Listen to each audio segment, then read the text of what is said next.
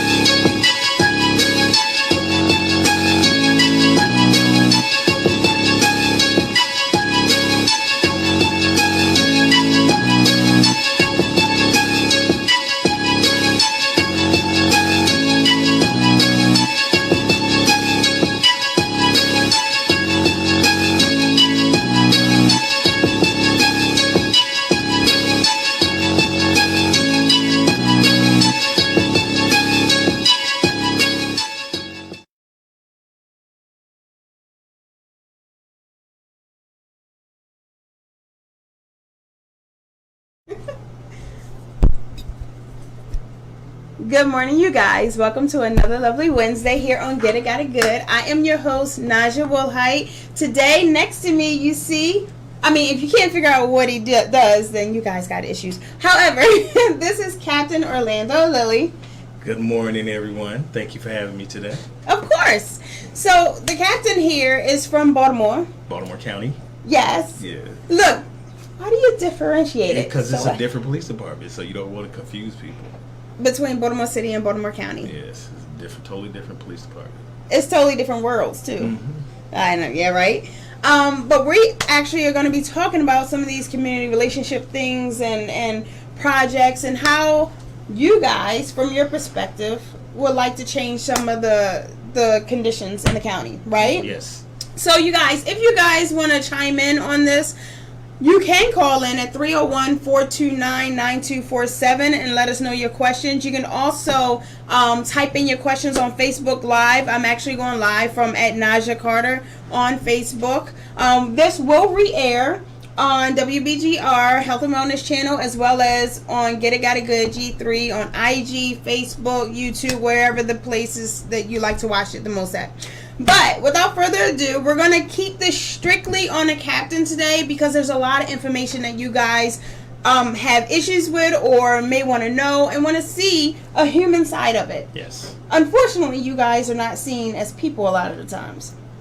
You guys are seen as a uniform. Unfortunately, and I think that it's just one of those casualties that come with people not being properly educated about what we do or having the opportunity to be properly educated about what we do. But some of the things that we do in my unit allows that allow you to have a better education of what we do, and we'll talk about that today as we move forward. Absolutely. Because you're an educator. Yes, I am. At the core. Yes, at the core of my center, I'm an educator. I believe that we all have an opportunity and a responsibility to educate people, but particularly as it relates to this profession in general. There's always the media side of things where you get a snippet of something, and we all have a natural proclivity in reality to act or react emotionally to information when we don't have all of the information. So the side of me that is the educator normally lays it out just as much as we would if we were making a dish. You know, you have all the ingredients of the dish, and then you have the final product, and it works the same way. See, and I love the analogies of food because, I'm a foodie. Okay, so why policing? Why become a police in the first place? So my personal story, which I love to share with people, when I was younger, my parents divorced. We made a move from North Carolina to Jersey City. I was about 10 years old. Then at time, during the course of the school year, at the end of the school year, I was leaving school and I ended up getting into a fight with a young guy. The guy ultimately ended up cutting me from the top of my arm to the back. I ended up having 32 stitches in and 32 out. They had to cauterize my nerves, sew my arm back together. But in the course of that event, there was a police officer that was on the other side who was very emotional about the incident that occurred to me. And that connection was with his emotion. And so at that point in time, I told myself that if I would make it through that incident, that when I grew up, I was going to do what he did. And so I'm here. So, and basically it was connected with the whole piece of that gentleman at the time. And if you show me a picture of him today, I couldn't tell you who it was. But I understood that he had connected himself to the work so much so that I felt his compassion for me during that incident. And that kind of service never left my mind. So after going into the military, after going to college for a time, and then this became my next step, and because it was something that I've always wanted to do ever since I was 10 years old. And I look at it as I get an opportunity to live the dream, to go back into the communities, and particularly communities who are normally disenfranchised from the profession, and be able to walk both sides of that. As someone who knows what it's like to be a minority, but also someone who can talk about it from the perspective inside. Because normally what happens in any organization, whatever happens internally will manifest externally. So if there's a poor educational experience with diversity inside of an organization, it can manifest outside. And I tell people this profession does not proclaim to say that we have all the greatest people in the world. We're just like any other profession. And it goes back to something that you stated when we started talking earlier. We're human. So we make some of those mistakes, and some of those mistakes can be costly, and some of them can be minor in the way of action, but long-term in the way they relate to relationships for down the road. Yeah. And there's a lot of things in that you stated. Okay, the first thing, the path to become a police for you, is that typical for somebody to go to college and progress up that way and then go into the force? Well, law enforcement, particularly in the state of Maryland, you're not normally, because we're all governed by the same body, which is the Maryland Police Training Commission. So normally you either have to have a high school diploma or a GED. So that is not necessarily the requirement. However, it would be nice.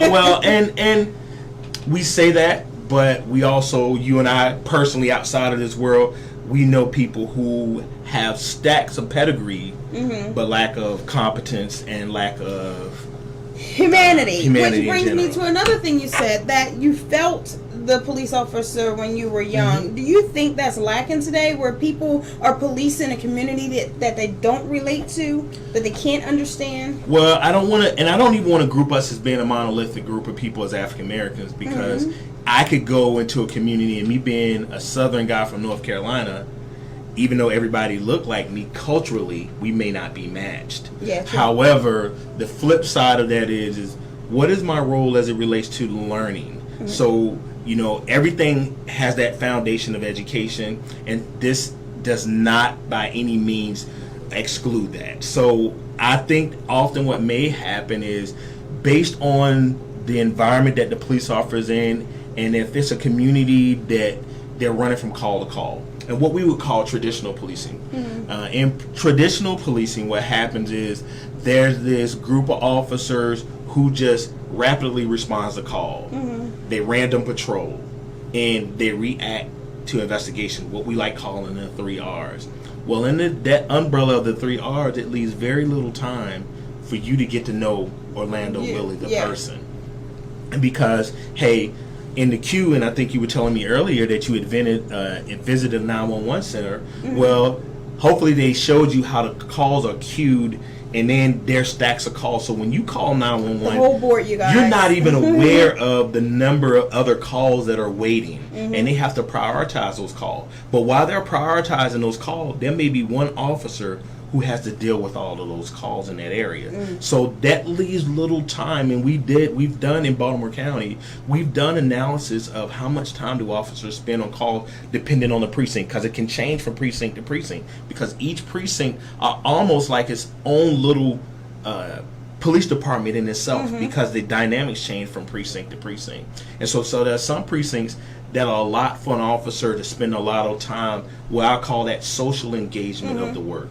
But then there's a lot of times where they don't have the opportunity to do that, because, hey, you're waiting on that police officer to come and take your call. Next call. And and so by the time we get there, if you're frustrated because your house was broken into or your car is broken into, guess what you're not trying to do? You're not trying to like have an engaging, hey, how you doing today type of thing. You need me to take that police report to make sure that I get all that information, make sure that it's put in the system that we use at work, so those things that you lost can be retrieved. So then, if that's the case, and I know that there's short staffing everywhere when you talk about, and then you do a lot of recruiting things and everything. So if that's the case, and we're trying to build these relationships back in the community between the police department and the youths and the adults and everything, where and how do we start doing things together so that we as a community can see you as a human being? So one of the things that can be done, and I know that we do it through ours, is we have what we call a Citizens Academy. Okay. The Citizens Academy is a 16-week program, actually a 15-week program, and it goes for about 2 hours, one day out of the week. That becomes like a small snippet for citizens in general, civil organizations, the faith-based institutions, anybody that want to participate can sign up, and we take you through at least at a very small snippets of what we go through as police officers.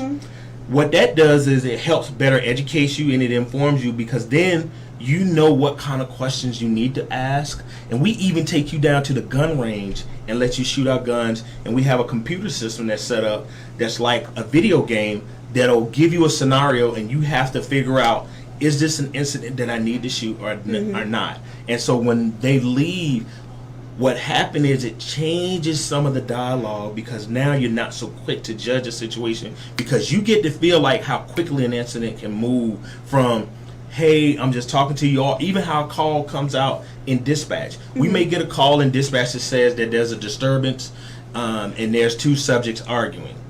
Well, the dispatcher are going to ask a whole lot of questions. Are there weapons present? Hacks, all those things before we get there. And the person can say no. But then we can get on the scene. That doesn't necessarily mean it's true. Yeah. And then you get on the scene and there may be weapons on the scene. And then that quick in an incident, you may have to make a decision.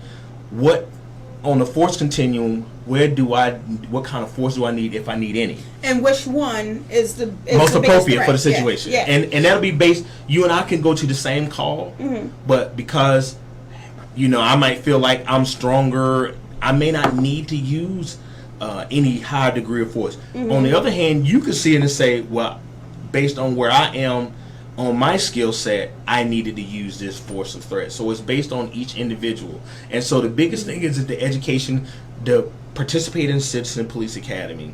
I say this to everybody, that if you know that if your police department has community association meetings, invite the person that patrols your area to your neighborhood, so you know the police officer that patrols your neighborhood. Invite the commander if there's not already anything that's in place. In Baltimore County, we have all these things in place. At each one of the community associations, all the commanders of each 10 precincts normally attend all of those community meetings. And we also even have what we call the police PCRC, the Police Community Relation Council. And this is normally like the presidents of all of those community associations, where they get to meet with the commander of their precincts and they get to share some of their concerns. But in that same meeting, the police commander gets to share what trends with crime that we may be experiencing, in the area, what we may be putting out for the summer as it relates to our police athletic league program, things of that nature. So you guys, there's no reason to sit and complain when you can actually go and communicate with them and let your thoughts be heard or your concerns be heard. Yes. Like, everything doesn't get on the radar if we don't actually open our mouths and do it. At all. You guys have in athletics, what did you say? A police athletic league. So the police athletic league, we currently have 10. We're getting ready to move to have the 11th police athletic league center.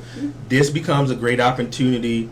And what I call these the community engagement piece, not so much the community policing, and I'll hit on what community policing is in a second. But every summer, we make sure that for those kids, children that are out during the summer, that we have programming set up.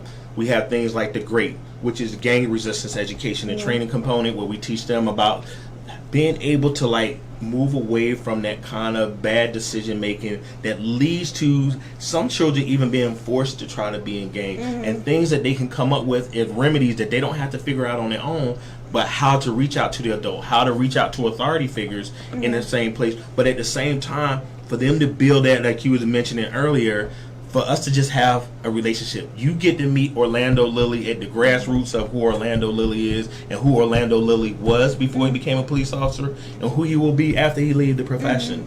And so those are become the opportunities where we have some of those dialogue, and they can become very intense because they become emotional, because some of these children that we deal with in the Police Athletic League become your children. I've had the luxury of seeing children that years ago, when I was in the Police Athletic League as a corporal, become productive citizens, go on to college and come back and work for the Baltimore County government and go work for Park and Recs, just based on the experience that they had with Orlando Lilly. Now, I didn't know that originally because we didn't normally keep track of all of them. It would just happen that they saw me one day and they was like, "Hey, Captain Lilly, do you remember me?" And I was like, "Oh, I apologize, I really don't." He was like, "Well, I remember things that you told us when we were in the Police Athletic League, and I never forgot it." So then how do people then go and participate in this? Where can they find the information? You can call 410-887-5901. That is the direct line to our community resources, particularly the youth community service section, and we'll be able to tell you like what programmings that we got coming up. We take kids to the YMCA to teach those children who don't know how to swim. We have a swimming program for them. For the children who want to learn the basketball things, we do a basketball camp for them. So there are a myriad of things. We even have a public safety day just for them. We bring out all of the helicopters, the canine dogs, and give them an opportunity to see all those things close up and personal, and even get to see them. Yeah. And it's kind of like a little mini national night out just for those children that day, and it's totally geared towards them, and then they get to really experience it firsthand, up and close and personal. So then you said you were touched on police in the community, or community policing. Community policing. So, and I like using analogy because normally people can relate better to analogies. Okay. So a community engagement would be you asking me out, and then I come to an event where you had children. So, and then I had like little toy badges, and I handed out the badges and took pictures. Yeah, that's community engagement. Okay. Community policing would be you having a community association meeting, inviting me to that meeting, me going over the crime, and me telling you what we're doing in crime, but also saying things that you could do to help. Let's use Baltimore County, for example, because that's what I know about, because that's where I work. We have roughly over 850,000 people in the population that we serve. Baltimore County Police Department is about, at its strength, 1,917. That's only about 22% if you just took the police department of the population that works in the county to serve that population. Okay. So and that's me not giving you them being on or off vacation, how many officers may be patrolling the neighborhood at any given time. The ones that's actually on shift. Sure. Yeah. So if there aren't things like the citizens on patrol, there aren't things where the community association, where we do the community walks and where we actually kind of make an analysis and diagnosis of, okay, well, what are the real issues here? Are they quality of life issues? Are they crime issues? Quality of life issues meaning that you have a neighbor who takes their trash out too early, and now it becomes infested with rodents and things of that nature. Or we have a row of homes that continually to get broken in. Well, now we also have a unit where we'll come out and do surveys and analysis to help you, what we call crime prevention through environmental design. Okay. Well, we'll tell you, hey, these are the things that you need to do to kind of help reduce the volume of crimes. We do this for businesses, but we'll do it for your home as well. Like if you say, hey, I have shrubs in front of my home because they look beautiful, but you may not even be thinking about that becomes a vehicle shelter for someone to break into your house. So this way we learn it turn into just a community engagement piece to a community policing piece by making you be a much more better informed citizen, but participate in the process of reducing crime. So educational part of it. Yes. Okay, so that's awesome. So you guys, really quick. Before we start to wrap it up, I wanted to thank my sponsors really quick. Yes, go ahead. You have to do that. Okay, I have to do that. Pay the bills. So, of course, as always, I want to thank Dance Solutions Youth Outreach, One Man Sharpens Another, which has agility training right now going on Thursday evenings and Sunday afternoons for the kids that participate in any sports. And then, of course, you guys, Esther, if you guys remember last summer, we did a backpack drive.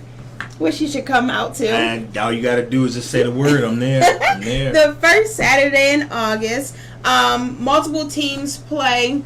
And, of course, I'm representing ESTA today. So, Entrepreneurship School for the Artists. So definitely thank them for their sponsorship. Right now they are taking volunteers for the planning committee. So if you're interested in volunteering to help out for the planning, if you're interested in performing, if you're interested in any aspect of the day, please shoot an email. You can shoot us an email. I got a good G3. We'll get it to them. Or you can find them on IG at ESTA School for the Entrepreneurship or whatever.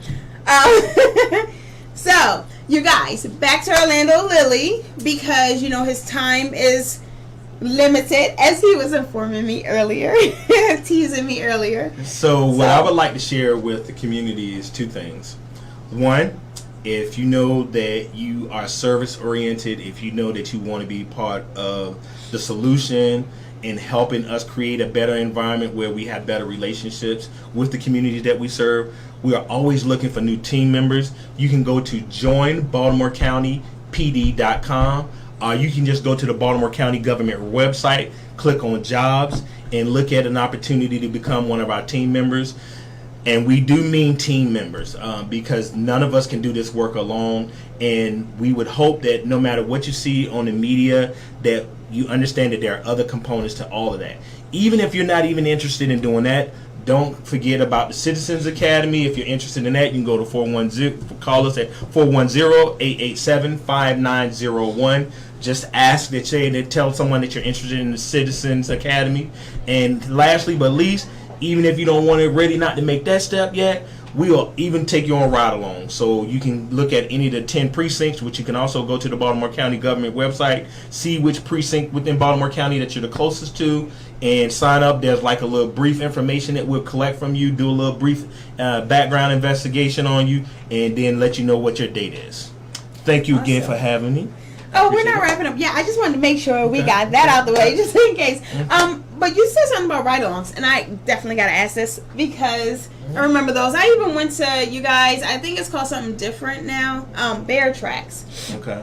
Which is a camp that some counties do. Maybe not Baltimore County, but it's a camp ran by police where the kids in the community can go and spend a week in the wilderness. Yeah, I think Howard County does something like that. Yes. And I don't know how I got in that camp. I was not bad at this age anyway. Yeah, my brother is a Howard County police officer, and he's one of the facilitators of that. See? Yes. So it's a family business. It's a family business. Yeah. So wait, your brother, anybody else? Maybe father or anybody? No, my brother and I did it first, but my brother also wanted to be a police officer, and we both majored in criminal justice, so it kind of fell in line with what we were doing at school too. See, I'll leave it at that. Okay, so if they want to do the ride along, is this for 18 over? Yes. Who's this for? Yes, you have to be 18 years or older to do the ride alongs, unless you're part of the Explorers program or you're part of the Cadet Program, because then we kind of expect them to do those things. The Cadet Program are for those children who come right out of high school who haven't quite said and settled on the fact that they want to go to college. We'll hire you as a cadet, at least up to you about 20 and a half years old before you go into the police academy. And then the Explorer program is something that's pretty much ran by Boy Scouts of America, but we have troops with units within each precinct with the Explorer program. So I have a question that popped in my head earlier, but I definitely want to get it out.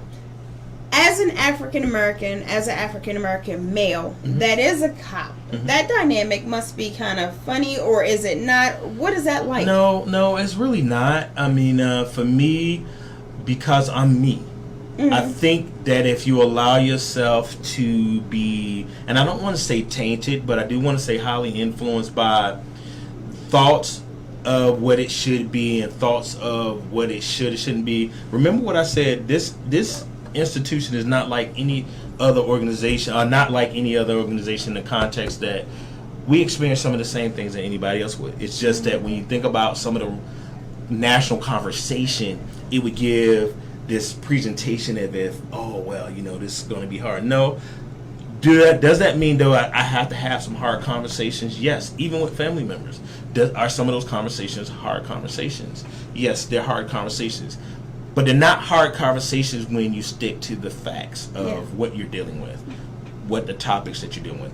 They only become hard conversations because we're all dealing in the realm of our humanity once that emotion piece comes in. So if I see something on TV and I'm dealing with that, what I saw on TV, remember what I said, because I don't have all the facts in front of me at the time. I just know that, hey, it's on TV, and I'm going to go with how I feel emotionally and anecdotally what your personal experiences may have been. So if you've had an experience that may have been somewhat unpleasant with law enforcement, then that may happen. And so for me, what I do, and because remember what I said, because I'm a teacher at heart, I lay out everything, and I can move it away from the profession and put it in any other institution. I could put it in since we're talking about education, hey, we know teachers that do things that are questionable. We know clergy that do things that are questionable. So those people have the same, and I don't want to say difficulties, but they may have some of the same obstacles that we have when we have to deal with certain topics. Interesting.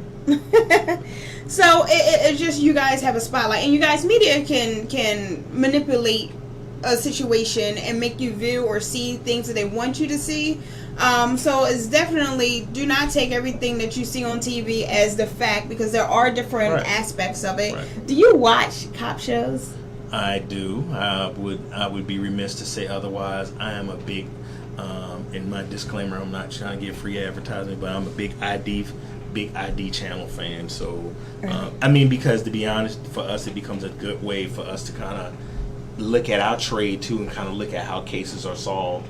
And you may remember what I said, because education is always ongoing. You may discover during a show that they solved a case that may be occurring at work, and you're like, you know what, I didn't think about that. Yeah. And I'm like, that might be something I need to think about the next time I'm working on ID something. is more like actual, like 48 hours and actual crimes. So you watch the reality side of cop shows. What about like the Chicago PD side, the fictional education? No. And it's not that I'm not interested, but I think that what they do is they give you a false sense of how long crime should be solved. And I could guarantee you that if we could solve everything in 30 minutes or an hour, it would be great. But that's just not realistic in a lot of cases. And sometimes, not to say that it doesn't happen, but it would be unrealistic to think that every case. Well, 30 minutes for the show. It could have been several days in show world. Yeah. You're right. Okay. See? So now we know how it goes. Anyway, you guys, thank you for joining me today. Captain, thank you for joining me today. Thank you for having me. I really appreciate it. It's been a while coming, you guys. Yes, a long while. My fault. I'll take it. And I'll give it. Definitely will. Okay, so you guys, tune in next week. Most definitely, we have some big shows coming up for you guys. So definitely stay tuned. Follow on IG, Facebook at Get It Got a Good G3. You can follow me at Naja Carter on both platforms. Naja Woolhite on both platforms. Just follow. Also on YouTube, Get It Got a Good G3. Make sure you subscribe. How can they get in touch with you? Again, if you want to reach me, Captain Orlando D. Lilly from Baltimore County Police Department, you can call 410-887-5901, or you can send me an email. My first initial of my first name is O. Lilly, Lilly, at BaltimoreCountyMD.gov. Them counties, all the counties. Baltimore County MD.gov, Howard County MD.gov. Anybody and everybody, first initial, last name, that county, MD.gov. So you have no excuse, right? Okay, so you guys, tune in next week. I love you. Nothing but love for you. Peace out. Thanks. Yo.